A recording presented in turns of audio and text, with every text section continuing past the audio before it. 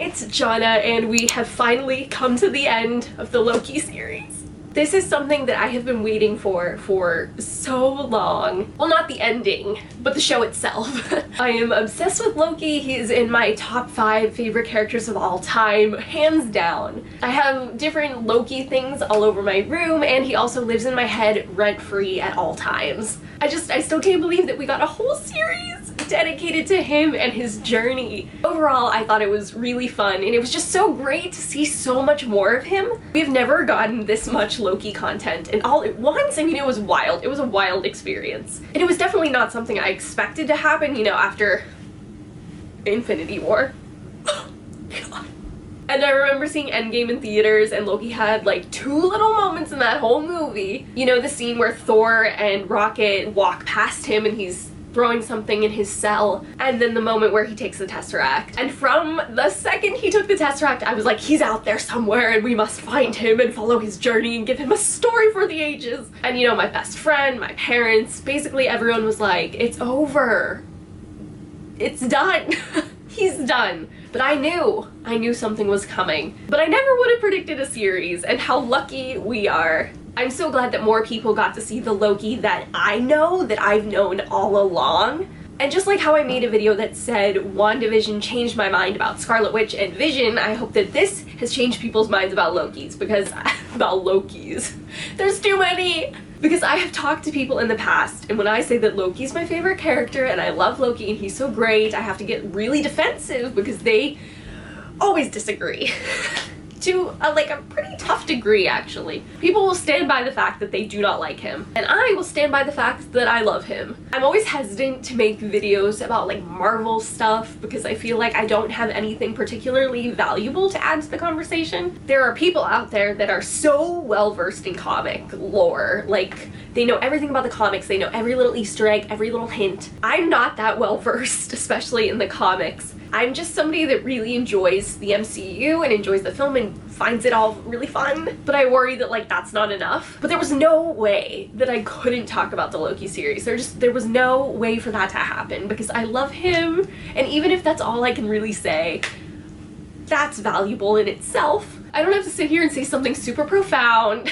I can just say that I really enjoyed the series, and I'm looking forward to season 2, which is apparently happening. And I'm also looking forward to like any other appearances we get, because hopefully we will see Loki in Doctor Strange: The Multiverse of Madness. I mean, there's no way that he wouldn't be in it. There's no way. But also Marvel gives me trust issues, so.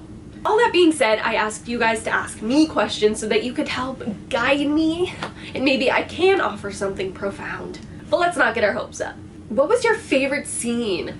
Oh, you know what's coming to mind? And I'm sure it's not my favorite. Like, if I really had a deep thought about this, I'm sure that I would come up with something else. But what's coming to mind is when Loki went to Pompeii and he's like, "Be free, my friends," be free, my horned friends, to the goats.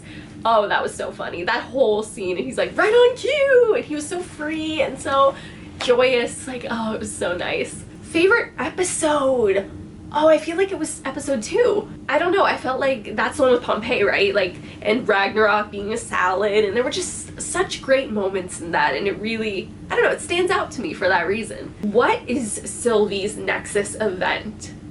I think it's that she was too caring? I don't know, I've seen that floating around the internet because she was playing like with her little toys, and maybe she wanted to be a Valkyrie because she was like, let's save Asgard, the Valkyries come flying in.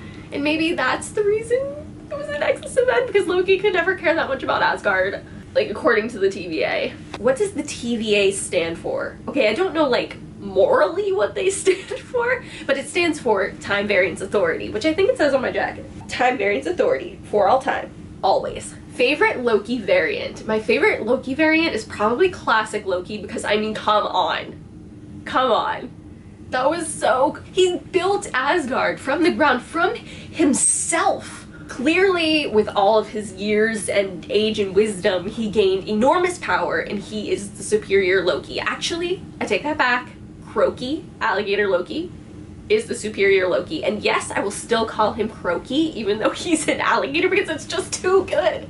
Was Mobius teasing Loki, or did he really not recognize him at the end of the last episode? Oh, there's no way that he was teasing him. Mobius would never tease Loki or like test him. There's no way. He knows Loki better than anyone, and I know that he trusts him. There's no way he would react like that unless he didn't know who he was. And the pain that gave me, and is still giving me, is astronomical. What do you think about Loki and Sylvie as a ship?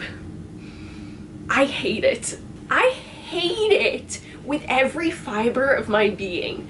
Never have I hated something more than I hate that. Oh my gosh, I hate it. Have I said it enough? I ship Loki and Mobius, so the finale really didn't cater to me specifically. When, spoilers here, major spoilers, when Sylvie kissed Loki, I screamed like I was Phoebe and Friends. I was like, my eyes, my eyes, because I just did not need to see that. I didn't.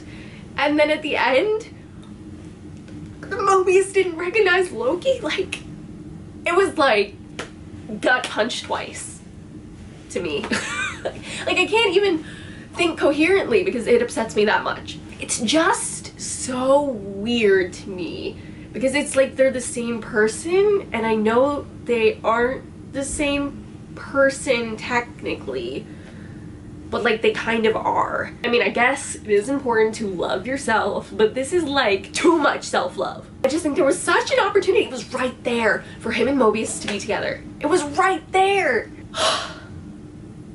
I still can't believe it. To be clear though, I do really like Sylvie. I want to be Sylvie.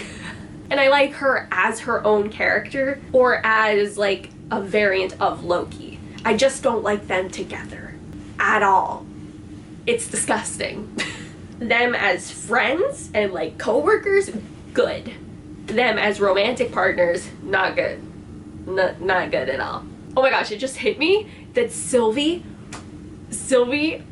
guys, Sylvie should be shipped with Valkyrie. I can't believe I just came up with that. Marvel, I am giving you a chance to fix your mistakes by putting Sylvie with Valkyrie. Do you wish that Mobius would have gotten his jet ski more than anything? Aside from maybe Loki and Mobius being together, I can't believe we didn't get to see him on a jet ski. That's why we need season 2. If we don't have a glorious shot, a glorious purposeful shot of him flying through the water on a jet ski, then I don't want it. And oh my gosh, that fan art that somebody did that combined Luca with Loki gives me so much life. I mean, it's incredible. It's absolutely incredible. And it's what I wanted. I wanted it so bad. I wanted them to ride off on a jet ski. Mobius driving the jet ski. Do you drive a jet ski? I don't even know. But he's driving the jet ski and Loki's behind him like, Mobius, we're together and this is it. And then Sylvie's like, whoa, this is fun, guys. Three's company too. And then they just like rode off happily. That would have been my perfect ending. What do you think the ending means for Doctor Strange 2 and Spider-Man 3?